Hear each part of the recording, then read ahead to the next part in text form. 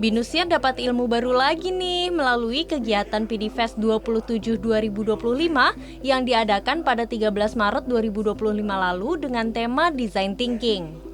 Mungkin design thinking masih belum familiar ya di kuping masyarakat. Nah, makanya di sini kita dikenalkan lebih dalam dengan design thinking. Lalu, design thinking sendiri itu apa sih? Nah, design thinking merupakan salah satu metode pemecah masalah yang bertujuan untuk menjawab kebutuhan manusia, terutama suatu kelompok. Kayaknya lebih afdol deh kalau kita langsung dijelasin sama narasumbernya, yakni Dr. Desman Hidayat ya. Yuk kita simak bareng-bareng. Design thinking itu adalah satu bentuk metode menyelesaikan masalah, cuma dia sumbernya itu berbasisnya kepada manusia, fokusnya di manusia.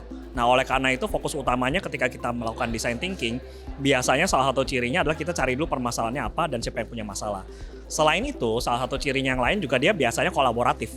Jadi kita nggak menyelesaikan masalah sendiri, tapi justru brainstorm rame-rame supaya nanti hasilnya pun bisa lebih beragam dan lebih inovatif. Dari 5 tahapan dalam design thinking, kira-kira ada elemen yang paling penting nggak ya?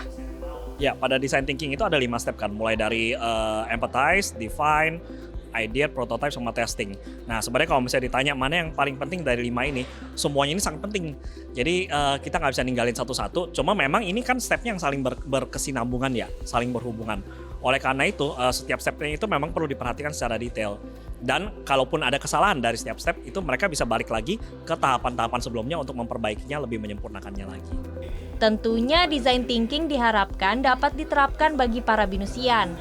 Pastinya nggak mudah dilakukan sih, dan dibutuhkan adaptasi karena terdapat rintangan di kehidupan sehari-hari maupun dunia pekerjaan.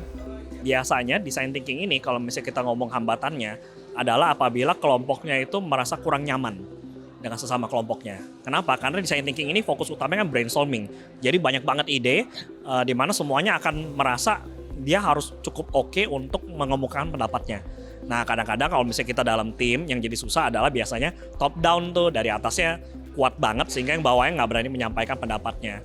Nah, tapi solusinya sebenarnya untuk masalah seperti ini adalah ya udah, ketika melakukan design thinking semua dianggap setara, jadi semua bisa mengeluarkan pendapatnya dengan bebas, dan pimpinan pun harus yang benar-benar terbuka untuk ya udah bawahannya mau ngomong apa, kita ngomong ini sebagai tim.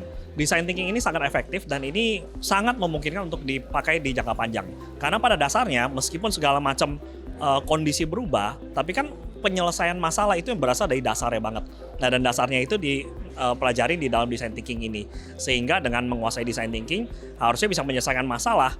Mau masalah yang sekarang sudah ada maupun masalah yang belum ada. Nanti ketika masalah muncul, kita minimal sudah tahu cara menyelesaikannya akan seperti apa, framework apa yang akan kita gunakan, langkah-langkahnya seperti apa. Meskipun masalahnya sebenarnya kita belum tahu pasti.